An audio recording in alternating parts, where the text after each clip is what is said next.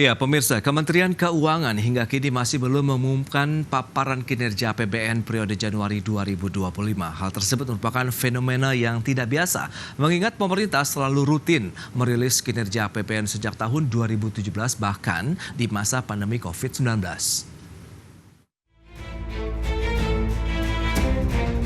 Kementerian Keuangan tak kunjung mengumumkan paparan kinerja anggaran pendapatan dan belanja negara periode Januari 2025. Hal ini menjadi sesuatu yang tidak biasa, mengingat setiap bulan Kemenkyu selalu rutin memaparkan kondisi dan kinerja keuangan negara secara tertulis kepada publik sejak Desember 2017, bahkan selama masa pandemi COVID-19. Adapun terakhir kali Kemenkyu menggelar rilis APBN kita adalah pada 6 Januari 2025 untuk memaparkan kinerja Desember 2024. Sementara laporan kinerja APBN 2025 pada awal tahun ini sangat dinantikan publik. Ada beberapa faktor yang mendasari pentingnya rilis laporan keuangan negara kepada publik sejak awal tahun ini. Pertama, rilis APBN Januari 2025 menjadi indikator kinerja fiskal pertama yang direncanakan dan dikelola langsung oleh pemerintahan Presiden Prabowo Subianto. Kedua, terdapat beberapa kebijakan fiskal kontroversial yang diambil Presiden Prabowo di awal pemerintahannya yang dapat berdampak pada kinerja APBN seperti pemangkasan anggaran besar-besaran senilai 308 triliun rupiah yang akan berdampak ke realisasi belanja negara pada awal tahun. Selain itu, implementasi sistem Cortex sejak 1 Januari 2025 yang sampai sekarang masih bermasalah.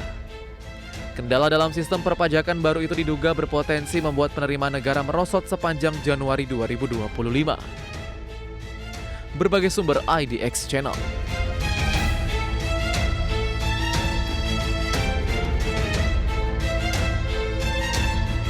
Baik pemirsa, untuk membahas tema kita kali ini kita sudah tersambung melalui Zoom bersama dengan Bapak Wijayanto Samirin, beliau adalah ekonom Universitas Paramadina. Halo Pak Wijayanto, apa kabar?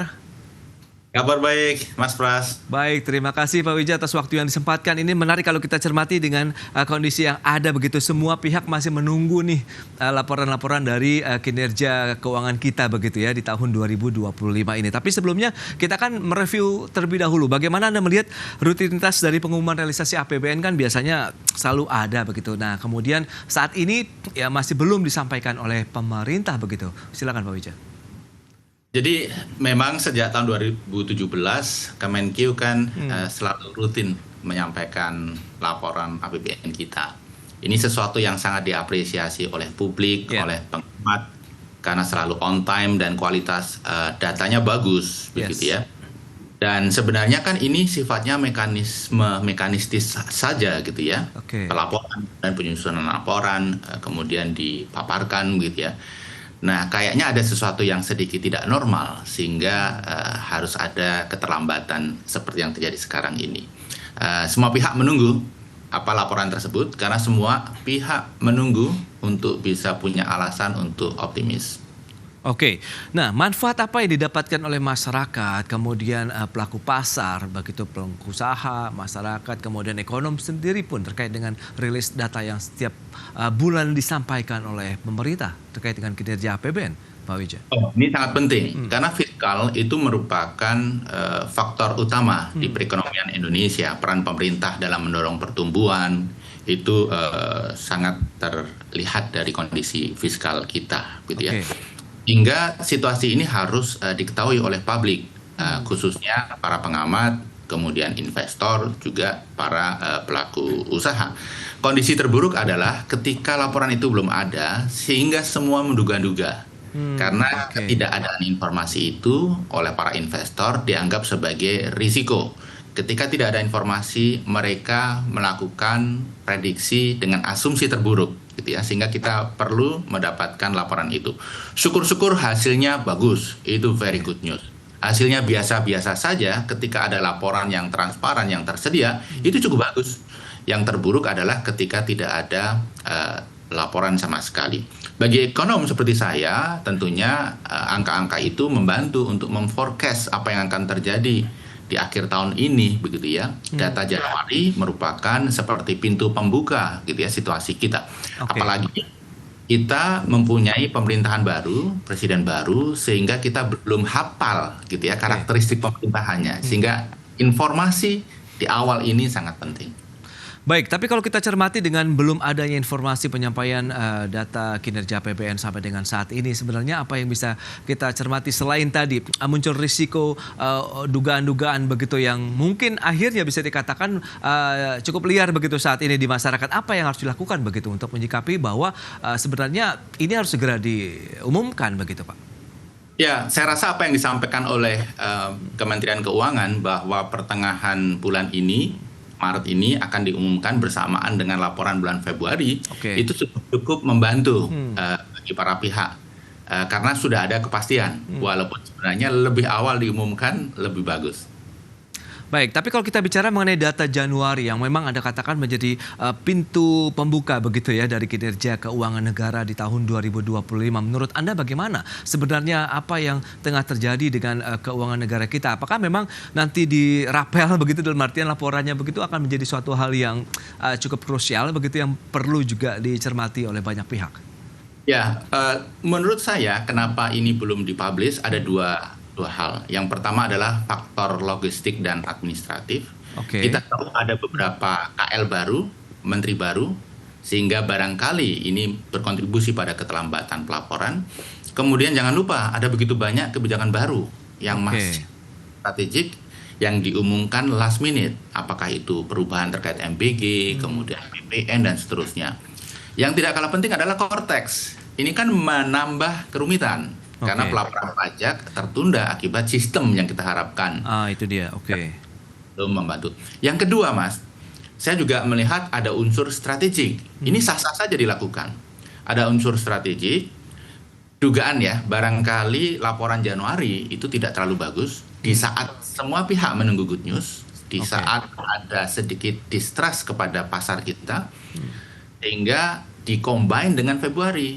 Iya, diharapkan sudah lebih bagus.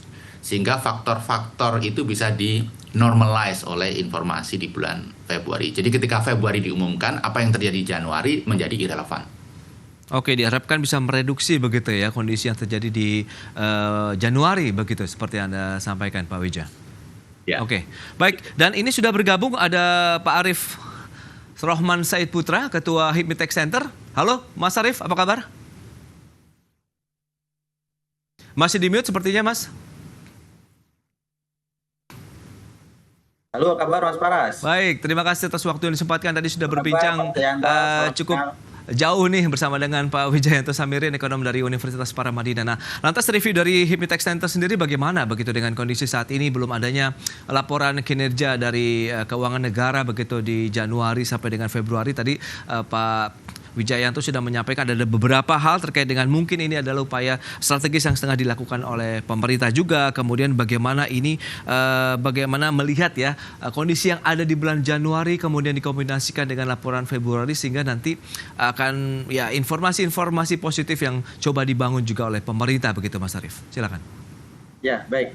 Terima kasih Mas Pras. Jadi memang kita semua itu juga menanti-nanti gitu rilis pengumuman resmi yang biasanya selalu disampaikan oleh pemerintah biasanya 2 atau 3 minggu setelah masa atau bulan itu berakhir ya. Tapi ini memang sampai dengan Januari Februari ini konferensi pers yang biasanya dilakukan oleh Kementerian Keuangan itu tidak kunjung dilakukan. Nah, ini tentu menurut kami ini menimbulkan spekulasi publik.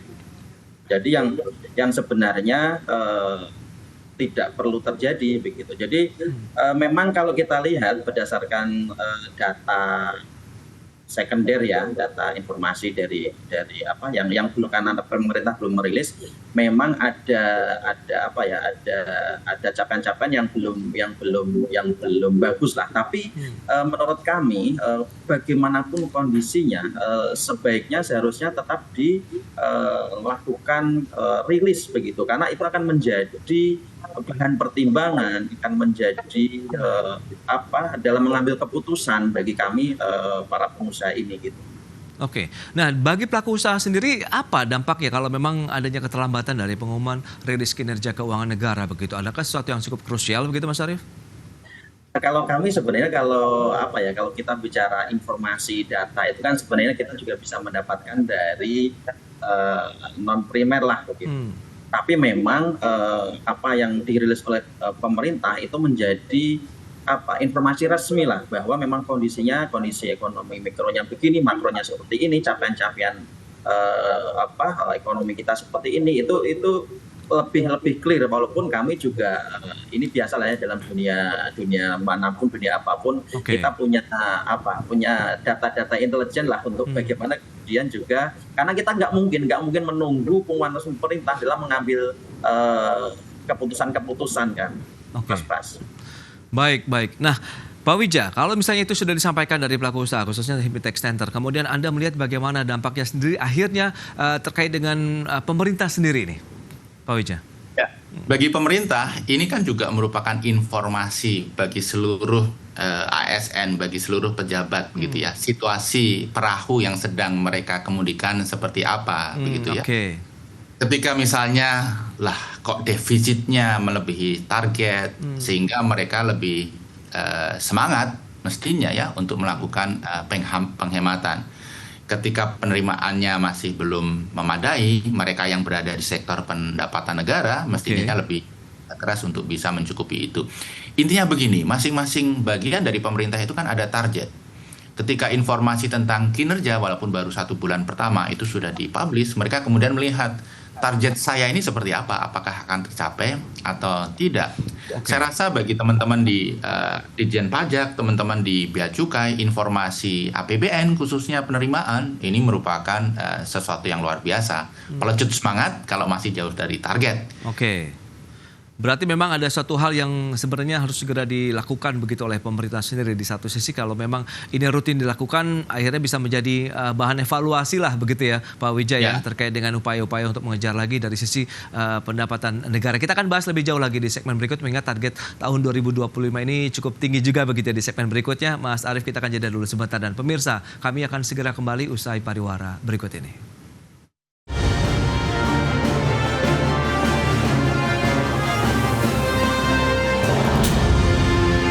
Ya, terima kasih Anda masih bergabung bersama kami dalam Market Review. Pemirsa, berikut ini kembali kami sampaikan data untuk Anda terkait dengan pendapatan negara. Kita akan cermati rentang dari tahun 2018 sampai dengan target 2025 ini. Ya, seperti yang bisa Anda saksikan di layar televisi Anda, sebenarnya pendapatan negara ini trennya cukup positif begitu ya dalam beberapa waktu terakhir ini. Tahun 2024 lalu 2.842,5 triliun rupiah, sementara target dalam APBN di tahun 2025 ini mencapai 3.005,1 triliun rupiah. Dan selanjutnya kita cermati defisit APBN yang terjadi begitu dalam beberapa tahun terakhir. Sempat tertinggi memang di tahun 2020 karena adanya pandemi COVID-19, 6,14% terhadap PDB, kemudian turun terus sampai terendah di tahun 2023, 1,65% terhadap PDB, kemudian naik lagi di tahun 2024, 2,29%, dan di tahun 2025 ini proyeksinya 2,53% terhadap PDB. Berikutnya bagaimana dengan belanja negara? Ya, di tahun 2024 lalu ini outlook kita cermati di 3.412,2 triliun, sementara APBN 2025 3.621,3 triliun rupiah. Baik, kita lanjutkan kembali perbincangan bersama dengan Bapak Wijayanto Samirin, kemudian juga Mas Arief Rohman Said Putra. Baik, Pak Wija, kalau kita cermati dengan beberapa data tadi yang sudah disampaikan begitu, pendapatan negara ini cenderung naik targetnya, kemudian defisit APBN-nya juga cenderung naik begitu. Lantas apa yang kita bisa cermati, seberapa pentingnya akhirnya data-data laporan kinerja keuangan negara ini perlu disampaikan kepada publik? Ya, saya rasa perlu disampaikan kepada publik setransparan mungkin. Sebenarnya juga kendati beberapa pihak mengatakan kurang bagus, tidak buruk amat begitu ya. Jadi ini bisa bermanfaat untuk meminimalisir distrust pada situasi fiskal kita. Kalau kita lihat target penerimaan tahun 2025 sebenarnya tidak terlalu tinggi kenaikannya, hanya naik 5,7% dibandingkan penerimaan tahun 2024. Ini termasuk moderat dan cenderung rendah. Tetapi kita harus lihat situasi sekarang, daya beli rendah, kemudian keyakinan para pelaku usaha sedang rendah, kemudian harga komoditi sedang flat cenderung turun, sehingga penerimaan negara dari PNBP juga kemungkinan akan terpengaruh. Sehingga walaupun hanya naik 5,7%, personally saya melihat ini target yang sangat perlu kerja keras, begitu. Nah, dari sisi pengeluaran, saya juga melihat ada begitu banyak program yang luar biasa besar dan mahal yang dicanangkan oleh pemerintah. Sehingga pada saat penerimaan terkendala, kemudian ada spending luar biasa besar yang harus ditanggung oleh pemerintah, saya rasa target defisit 2,53% itu pasti akan, bukan pasti, kemungkinan besar akan terlewati. Barangkali mendekati 2,9%. Tapi masih di bawah 3, harus. Oke, itu dia terkait dengan upaya-upaya yang juga tengah dilakukan oleh pemerintah untuk mengejar target pendapatan negara begitu. Nah, Mas Arief, Anda melihat bagaimana kalau kita lihat kan salah satu kontributor terbesar penerimaan negara dari sektor perpajakan. Nah, apa yang bisa kita cermati begitu? Karena kita tahu core tax system begitu yang diharapkan menjadi game changer dari penerimaan negara pun sekarang juga masih banyak dikritisi begitu, Pak. Ya, terima kasih Mas Pras. Jadi memang kalau kita bicara target penerimaan perpajakan ya di 2025 ini kan di angka 2.490. Kemudian untuk yang menjadi tanggung jawab Direktorat Jenderal Pajak itu di angka 2.183. Nah, angka ini memang yang akan menjadi andalan tadinya adalah yang pertama adalah core tax system yang tadi sudah disampaikan. Diharapkannya bisa menjadi game changer, tapi sama-sama kita tahu bahwa kemarin ketika dirilis penggunaannya itu menimbulkan masalah yang luar biasa dalam memberikan pelayanan kepada wajib pajak. Bahkan kita itu untuk mengakses itu sampai berapa minggu baru berhasil gitu. Jadi memang itu kemarin trouble-nya luar biasa sehingga diputuskan bahwa tidak sepenuhnya menggunakan core tax, tapi masih dihidupkan sistem yang lama. Oke. Jadi sekarang kita DJP berjalan dengan sistem yang lama dan juga sistem yang baru sambil perbarui gitu. Nah, dengan kondisi seperti itu, kemudian juga kemarin hitung-hitungannya kan PPN juga akan naik secara full 12% ya, yang itu juga secara matematis itu bisa mendongkrak sekitar 60-an triliun lah begitu. Tapi itu juga kemudian walaupun jadi naik kan ya ada banyak afirmasi yang kemudian ya sejatinya tidak jadi naik sebenarnya begitu. Nah, ini juga yang mempengaruhi target penerimaan di 2025 ini. Nah, kemudian dengan apa tadi disampaikan juga oleh Pak Wijayanto soal distrust publik kaitan dengan kejadian-kejadian yang terjadi belakangan ini itu juga sangat mempengaruhi. Kita bisa lihat nilai tukar rupiah kita bisa melihat pergerakan IHSG kita begitu. Itu luar biasa kasus korupsi besar ya. Nah, ini juga memang kita bukan anti pemberantasan korupsi, tapi memang harus dipastikan betul karena kan banyak informasi juga bahwa misalkan kayak penghitungan di kasus-kasus sebelumnya misalkan itu juga tidak real, tidak konkret begitu karena perhitungan asumsi kerusakan lingkungan dan segala macamnya. Nah, ini jangan sampai ini artinya pemberantasan korupsi harus tetap berjalan, tapi juga bagaimana tetap menjaga stabilitas ekonomi kita gitu. Baik, Mas Arief, tapi menurut Anda bagaimana dengan kondisi berbarengan paralel antara sistem lama dan sistem baru untuk perpajakan kita? Menurut Anda, inikah yang nanti akan berdampak terkait dengan penerimaan negara atau karena menggunakan sistem yang lama juga tidak akan terlalu berdampak begitu? Ketika ini perbaikannya ini berjalan dengan baik dan sebelum semester 1 selesai sudah bisa full digunakan, saya rasa itu juga akan bisa cukup mempengaruhi untuk bagaimana bisa mempengaruhi terhadap peningkatan penerimaan perpajakan kita. Tapi kalau sampai fungsi-fungsi, jadi core tax yang kemarin beroperasi itu kan bukan core tax yang ideal seperti yang rencana sebelumnya, tapi itu adalah dirilis dulu, bisa dipakai dulu sambil dilakukan penyempurnaan. Nah, ketika memang fungsi-fungsinya masih fungsi-fungsi dasar, itu belum begitu bisa mendongkrak penerimaan negara, karena harapannya kan dengan konteks itu bisa memperluas basis pajak secara signifikan, dan itu memang yang menjadi andalan kita, karena sama-sama kita tahu bahwa underground ekonomi kita itu masih sangat besar sekali, di angka 23% dari PDB, dan itu potensi pajaknya ketika bisa mengcapture underground ekonomi itu luar biasa besar juga potensi perpajakan yang bisa masuk. Jadi memang kalau korteksnya masih sekedar layanan dasar yang kemudian didigitalisasi, itu tidak akan begitu berdampak banyak terhadap peningkatan penerimaan perpajakan. Baik, Mas Arief. Nah, Pak Wijayanto, lantas bagaimana langkah strategis apa yang harus dilakukan oleh pemerintah kalau kita lihat bagaimana di satu sisi berupaya untuk meningkatkan penerimaan negara, memperbaiki tadi konteks sistem juga, kemudian di satu sisi rutinitas laporan kinerja keuangan juga ini yang memang menjadi suatu hal yang harus terus terlaksana tentunya ke depan, begitu, Pak Wijaya? Ya, terkait dengan APBN ya, pemerintah memang harus betul-betul serius ketika berbicara efisiensi, begitu ya.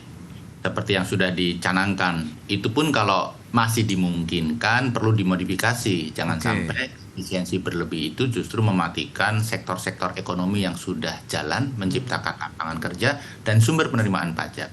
Yang kedua, dari sisi penerimaan, saya sangat setuju dengan Mas Arief tadi. Karena underground ekonomi kita itu masih sangat besar ya, 23%. Tapi kalau UI pernah menghitung 12%. Kalau perkiraan saya antara 15 sampai 20%. Itu saja kalau kita terapkan pajak dengan rate tax ratio, penerimaannya sudah bisa 300 triliun kira-kira. Dan ini luar biasa bagi APBN kita, bagi fiskal kita. Ada begitu banyak low hanging fruit sebenarnya terkait underground ekonomi ini yang harus diprioritaskan. Yang pertama, penyelundupan. Itu masih luar biasa. Bea Cukai sendiri mengafirmasi, mengkonfirm bahwa 5 tahun terakhir ada 72.000 kontainer ilegal masuk ke Indonesia, isinya TPT, tekstil dan produk tekstil. Ini baru tekstil dan produk tekstil saja, belum yang lain gitu. Kalau kita di stop, dipajakin, selain ini mendongkrak penerimaan, juga bisa membantu industri dalam negeri. Belum lagi cukai palsu, cukai rokok tanpa cukai dan lain sebagainya. Itu masif sekali. Kalau pemerintah mau low hanging fruit, very low hanging fruit, hal-hal seperti itu harus diprioritaskan. Oke, berarti di kondisi di lapangan justru yang juga masih perlu dibenahi begitu ya, di satu sisi untuk mendorong lagi penerimaan negara tadi kalau kita bicara mengenai underground ekonomi, begitu Pak Wija. Jadi kebijakan itu satu hal, implementasi di lapangan itu hal lain. Jadi, kebijakan yang bagus tanpa didukung oleh implementasi yang bagus juga di lapangan, ini tidak akan berdampak seperti harapan. Jadi di dua aspek itu harus didorong, Mas Pras. Baik, terakhir Mas Arief, Anda melihat bagaimana potensi untuk penerimaan negara ke depan begitu, dan ya kita tahu rutinitas laporan keuangan ini juga harus segera dilakukan atau bagaimana? Silakan. Ya, jadi berdasarkan informasi yang kita dapatkan, itu kan Januari Februari ini masih sangat jauh ya. Saya tidak mau menyampaikan angka real detailnya, tapi masih di bawah 10% lah. Nah, untuk target perpajakan ya. Nah, tapi kita nanti nunggu rilis resmi dari pemerintah. Nah, tapi kita kan punya angin segar lah ini, dengan mungkin beberapa media sudah menyebutkan soal memang di RPJMN kemarin sudah disebutkan ya, tanggal 10 Februari diluncurkan oleh Pak Prabowo, itu akan dibentuk Badan Penerimaan Negara. Itu resmi, dokumen resmi, rencana jangka menengah, dan kalau kita dengar isu-isu terakhir, data intelijen tadi yang kita sebutkan ya, itu kan bisa saja akan dieksekusi tidak dalam jangka waktu yang lama. Nah, ini yang harus kita dorong, karena berdasarkan studi dari berbagai negara itu perubahan itu. Tapi tadi kuncinya adalah salah satunya bagaimana menggabungkan antara otoritas pajak dengan bea cukai. Tadi yang seperti disebut oleh Pak Wijayanto tadi. Karena kita bisa lihat kasus-kasus belakangan terakhir ini tidak jauh dari soal keluar keluar masuk barang dari negara kita. Jadi ini yang memang harus kita perkuat betul, dan walaupun misalkan ini kan ada di dalam satu payung Kementerian Keuangan, itu berbeda karena pertama harus disatukan dalam satu integrasi yang memang itu di bawah satu komando, dan juga adanya interkoneksi. Ini yang menjadi penting, sehingga DJP kan tidak bisa mengakses soal persediaan keluar masuknya barang. Nah, di satu sisi Bea Cukai juga nggak bisa mengakses laporan keuangan perusahaan. Nah, ini kan bisa disinkronisasikan gitu. Nah, itu menurut saya ini game changer kedua yang kita harapkan untuk bisa ini Mas Pras, untuk bisa mengejar ketertinggalan di 2 bulan terakhir, itu 2 bulan saat Januari Februari ini, untuk mengejar di 10 bulan berikutnya, yaitu tadi rencana Badan Penerimaan Negara. Baik, berarti memang masih banyak upaya-upaya yang perlu dilakukan oleh pemerintah ya untuk membooster lagi begitu dari sisi penerimaan negara dengan memperbaiki tadi sistem, kemudian upaya-upaya penegakan hukum juga di lapangan ya, kalau kita bicara mengenai potensi-potensi penerimaan negara yang masih bisa digarap ke depannya begitu. Pak Wijayanto, terima kasih banyak ini atas sharing informasi dan update yang sudah diberikan kepada pemirsa. Mas Arief, terima kasih juga atas analisis dan informasi yang sudah diberikan juga kepada pemirsa pada hari ini. Selamat melanjutkan aktivitas Anda kembali. Salam sehat, sampai berjumpa kembali. Terima kasih Mas Pras, terima kasih Pak Jayanto.